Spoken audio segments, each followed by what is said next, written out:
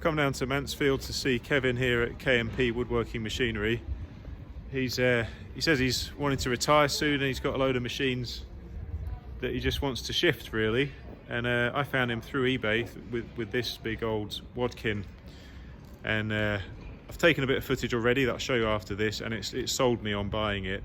If you watched my video about the hammer range at the Felder showroom, you'll be interested to see the build quality of this compared to what I was showing up close of the hammer range, and I'm looking at spending half of what I was going to spend possibly on a hammer combination machine now on a very good Wadkin. So in the region of £3 we're still figuring out the details. A machine of this caliber new, maybe about 15 grand. So really think I found a deal here.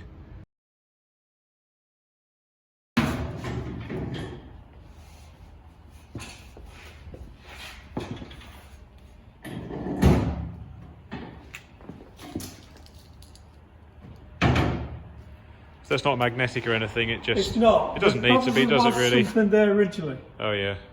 But it'll stay there, won't it? I'll be honest, I put a screw there with a hoop on it, and then just put it over that. Press it over that. Quite quick to regain the space. So Kevin's showing me taking off the... what do you call it actually, Kevin? The extending... The outrigger table. The outrigger. So that's come off, so we can see how easily that comes off. And he's about to show me the blades inside and how easily you can access them. This little knob here, that's just to lock it in position so that the table can slide again, right? Okay, yep. So when that's locked, you can just use it like a normal rip saw. So to get to the blades, you slide that right out of the way. And there's your access to your blades. And what's nice about this compared to my current little Wadkin rip saw is it's not just hollow inside with dust going everywhere, it's actually funneling the dust down there to an outlet, 4-inch outlet. So that's going to extract pretty well out the bottom, and it's also got the extraction out of this hood. And the other benefit is that hood is entirely separate to the riving knife, so that just floats above off that arm. So these blades, that you said you can take a 400mm blade if you were to remove main blade without the scorer. Yeah. Scoring adjustment, the height, basically just with a lever on a friction basis, fixed into position. If you're not using the scorer, just drop it out of position. Okay. If you want to use it, bring it up. Then you've got adjustment at the front, which takes the blade inwards and outwards to line up with the main blade. So you're just trying to get that to line up exactly with the main blade cut. So it's quite a lot of movement on that, more than you probably need. A different thickness blade, then you just pack the two blades out to whatever thickness you require. So that is two blades there with little shims that you can put in between.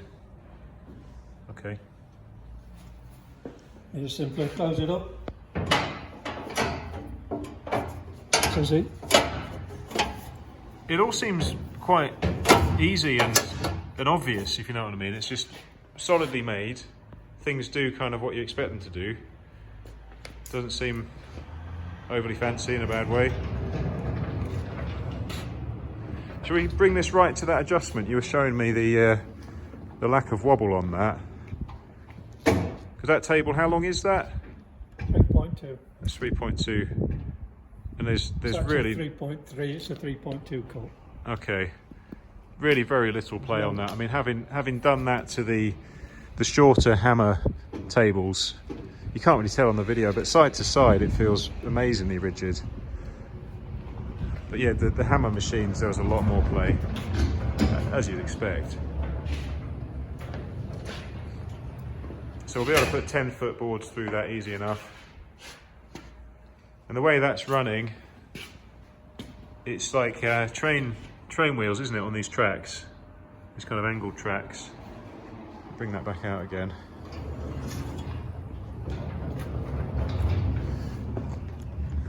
So you've got nylon wheels, like guide wheels underneath. And I don't know if you can see right in there, but there's sort of like train track wheels that run on those I suppose they're hardened steel profiles, aren't they? So that's an aluminium top. The other impressive thing about this is that's wider than a lot of the other ones I've seen. I mean, what is that? Is that a bit more than 12 inches?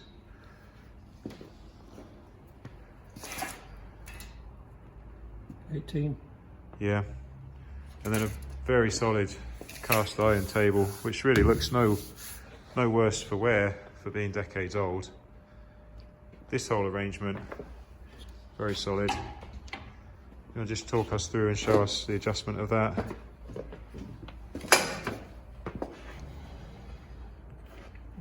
Very tough caliper. Yeah. To whatever width you require. Just a transparent block, isn't it, with a score mark on the bottom. And then if you find you're just in. So whilst that's still loose, that sort of, you push it in and you feel it engage, and that'll tweak it. Yeah, okay. And just lock it in position. Lock it in position. And then to calibrate it, it's just a very simple matter of loosening that, and then this just moves in and out. So you could, once you've got a precise measurement of your gap there, you can just make sure this matches up to it. If you've got really thin boards, yeah, you can actually. Oh yeah, that's standard on saws, isn't it? Remove that. See that again, just the build quality of that in there, straight away it looks so good. Because sometimes it's just boxes, isn't it, rather than a track. I've got to put my glasses on to do it. No, I understand. I mean, well, let's have a look. Put my glasses on to see anything. Yeah. You can see how that works.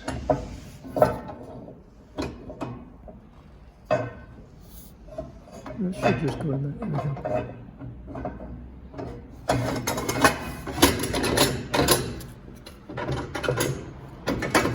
I've not moved it into here, obviously. But it will. Yeah, you get.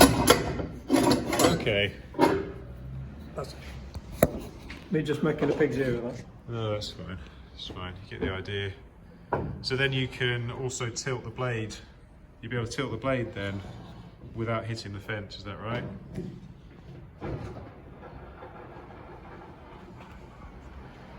So that's this side one. And that seems pretty smooth.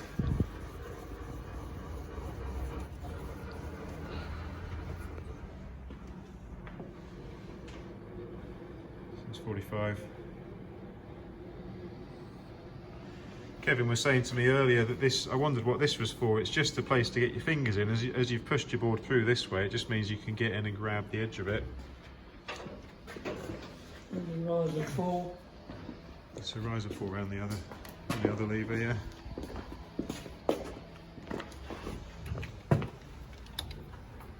It's all nicely geared. Yeah.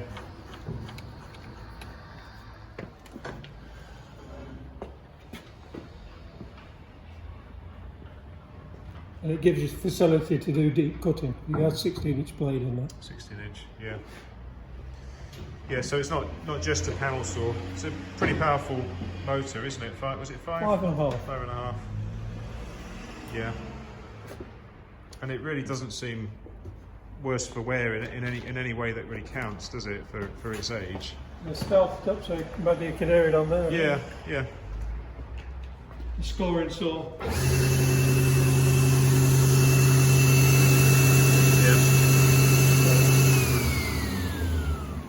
So that's stopping within the 10-second regs as it is. But you're gonna, is it a DC brake you're gonna fit to the main one? DC brake to the main, yeah.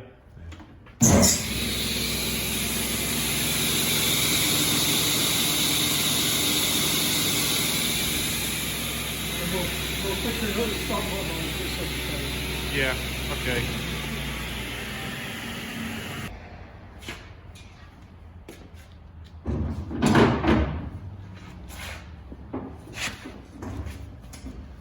Shall we get this locked off? Would that be easier? Oh no, you're fine.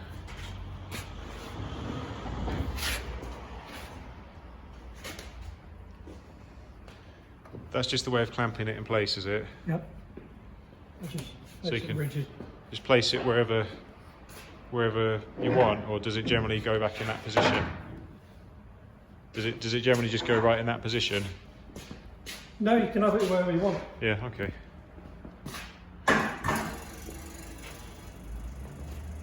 Normally, it depends. If you're doing small stock, you don't want it right at the front.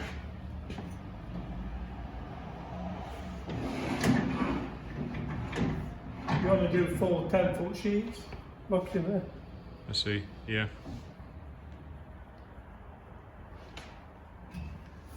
And then the fence, so we were saying earlier, it doesn't come with a mitre, hasn't got a mitre fence. It's just got this one that is kind of self-referencing, so that should go back in. It should go back into square. It's pretty easy and self-explanatory just to drop it in, isn't it? And if that did go off square, the adjustment on that is this kind of collar. 2 Allens, 2 grub screws. Yeah, that's holding that sort of and then cast just pull iron this collar, in and out. which is connected to that. Yeah, okay, so you actually make your adjustments there to move that in and out to square it up. And these stops, very nice and solid. That's steel, isn't it? That's not aluminium. Steel. Yeah, but this and this will be aluminium, aren't they? Yeah, okay. I just cast, Right, yeah. You've just 2. You've one to adjust your sizes on there. Yeah. You've got on your longer panels. You've got that one set up. Yeah. Oh, I see. Didn't even realise that. Do longer panels. But the maximum extension would be 3.1, so you could cut a cross cut at 3.1 meters that way. Now this support bar, you just undo them. That's kind of clamping on there. You undo that, and that will freely move to wherever you need the support. This roller is really just there to help you load your boards on. If you're just loading boards on that way, obviously you're never going to be pushing them that way for cutting.